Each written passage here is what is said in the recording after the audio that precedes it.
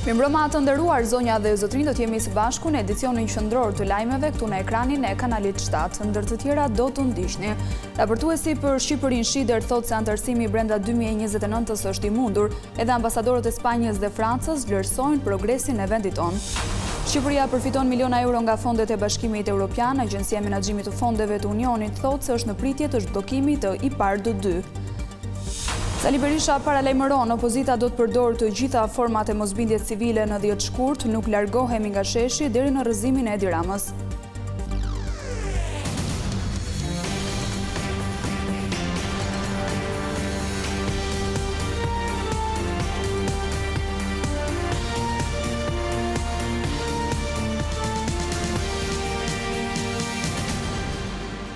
Vjojmë të njihemi më gjërësisht me zhvillimet kryesore të ditës.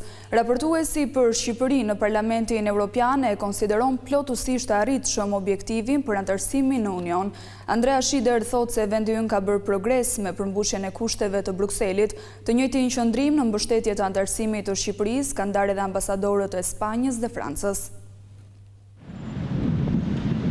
Ambicia e Shqipërisë për të bërë pjesë e Unionit në vitin 2029 ka marrë konfirmime edhe nga raportuesi i vendit tonë në Parlamentin Evropian, Andreas Shider.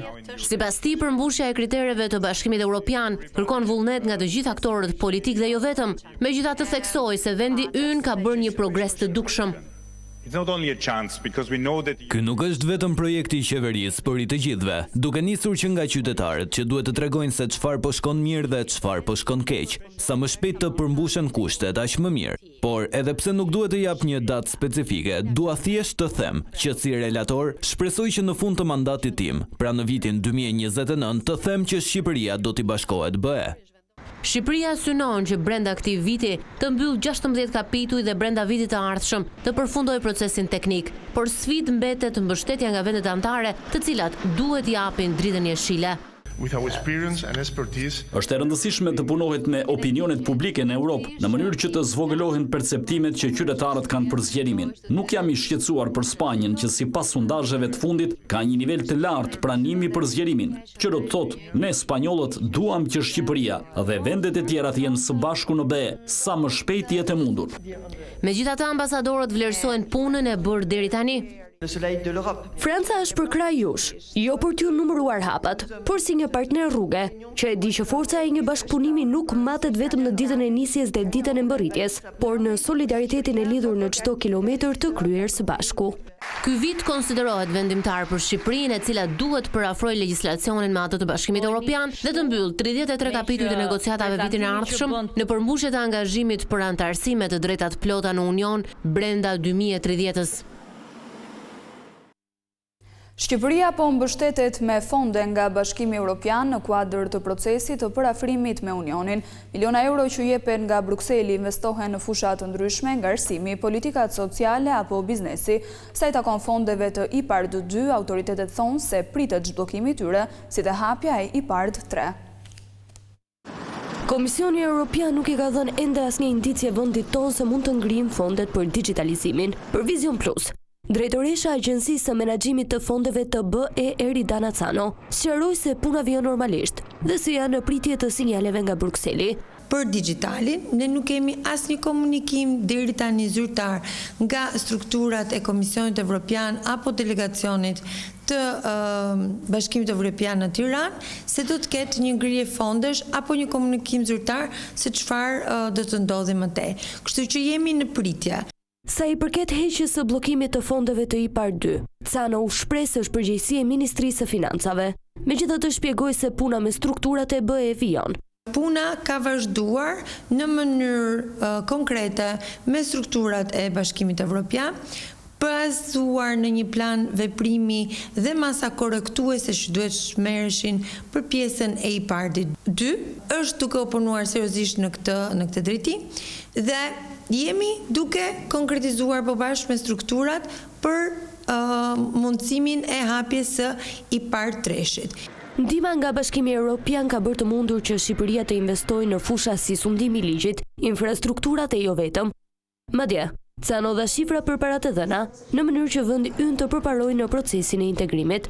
Kemi të bëjmë me konkurreshmërinë e bizneseve, integrimin e tregut, përmirësimin e mjedisit të biznesit me një fond për 136 milion euro dhe vim dhe tek një pikë tjetër e rëndësishme, arsimi, punësimi dhe politikat sociale, të cilat kanë të bëjnë me forcimin e institucioneve të arsimit profesional, të shërbimit të punësimit, politikave të tregut të punës në masën 69 milion euro. Në kuadër të IPA 2021-2027, ajo që ne njohim si IPA Treshi, Shqipëria do t'jetë përfituese e 525 milion eurove, nga të cilat kemi dhe programet vjetore kombëtare dhe programet operacionale. Përveç fondeve të IPARD, Shqipëria fiton para dhe nga programi WBIF, i cili shërben për investimet në sektorët kyç të ekonomisë.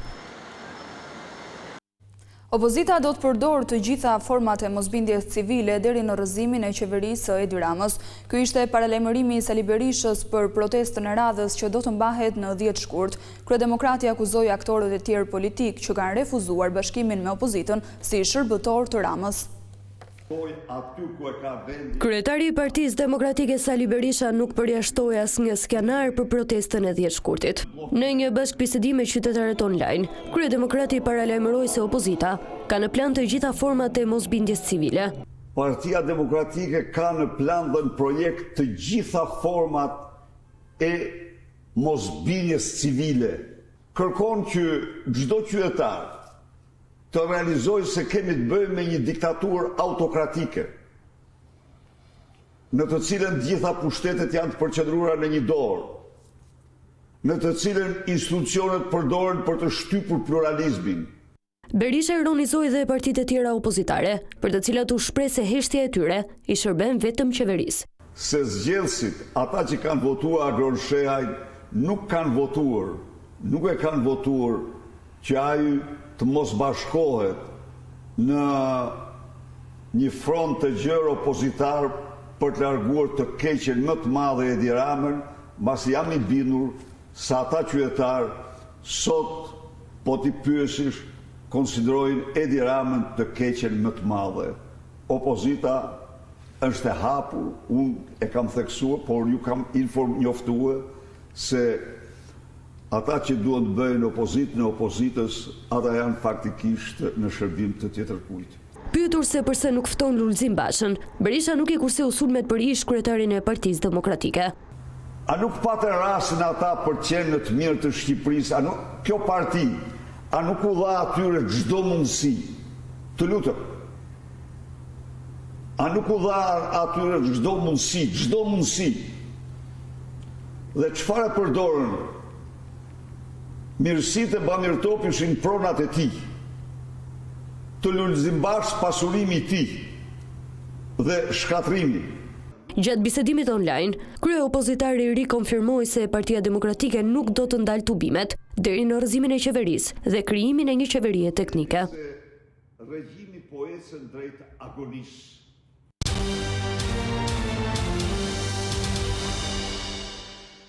Një person humbi jetën në stokun e Kromit jashtë minierës Bulqizës këtë të shtunë. 58 vjeçari Bashkim Keta gjeti vdekje në vendin ku punonte si roje.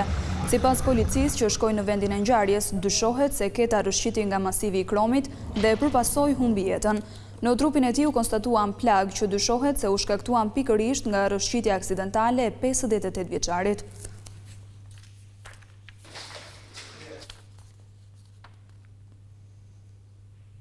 Një automjeti i tonazhit të rënd është përmbysur në Palas paraditën e kësaj të shtune. Fatmirësisht dëmet prej aksidentit ishin vetëm materiale. Brenda mjetit ndodheshin 3 persona, njëri prej të cilëve pësoi lëndime duke përfunduar në Spitalin e Vlorës, por pa rrezik për jetën. 2 të tjerët pësuan lëndime të lehta.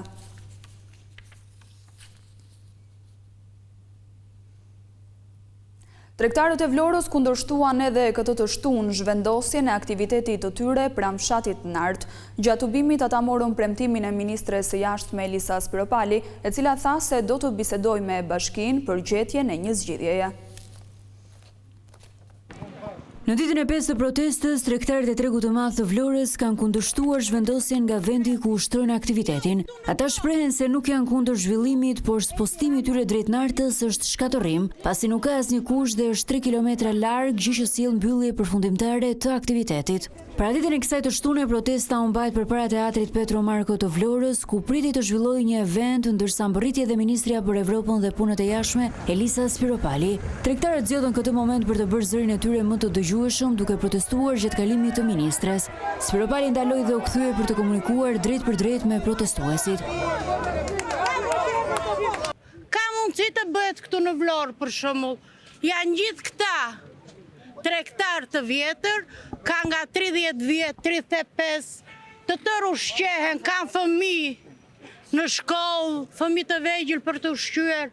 Ne kërkojmë që të na sistemojnë në një vend tjetër, dakord, do të bëhet zhvillim aty, do të zhvillojnë zonën. Ta çojnë në një qendër tjetër brenda qytetit. Për kujt I shërben kjo? As qytetarëve, as neve nuk na intereson.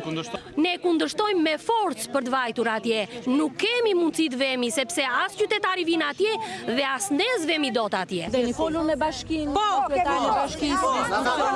Kemi nevojë që të na mbështesni. Të bëhet tregu, jemi kundra ose zhvillimit, absolutisht asnjë nuk është kundra. O të na çojnë në një vend ku të jetë në qendër të qytetit, jo në një hallit të nartës. Të bëni një dëgjes. Ku të shkoj? Ku ta çoj malli? Jashtë qytetit. Ku ta çoj malli? Ju keni me kryetarin e bashkisë nuk keni folur edhe me në mënyrë arrogante. Nuk na ka pritur fare. Nuk na ka pritur njerëzore fare. Do flas tani me kryetarin e bashkisë edhe me antarët e Këshillit Bashkiak, ndoshta që të bëjë me drejtorët që po merren. Pas këtij komunikimi të shkurtër, Spiropali u largua ndërsa tregtarët vjuan protestën duke kërkuar zgjidhje konkrete dhe dialog me pushtetin vendor. Prokuroria e Tiranës sekuestroi pasuritë e prindërve të një 32 vjeçari që është dënuar për akte terroriste në SBA. Bëhet fjalë për Sajmir Ali Mehmetin, I cili u arrestua nga Byroja Federale Amerikane në 2016 dhe u dënua me 22 vjet heqje lirie. Aso kohë FBI dyshonte se Ali Mehmeti ishte mbështetës I organizatës terroriste ISIS, ndërsa kishte gjetur fakte se ai udhëtonte si rekrutuar nga ekstremistët në Irak. Këtë të shtunë, Prokuroria e Kryeqytetit kërkoi konfiskimin e llogarive bankare të prindërve të tij, rreth $50.000 dhe 3.8 milion lek, pasi dyshohet se nuk kanë burim të lishëm të prejardhjes. Kjo ishte gjithçka e përgatitur për këtë edicion informativ. Unë ju falenderoj për vëmendjen. Bashkë mirupafshim.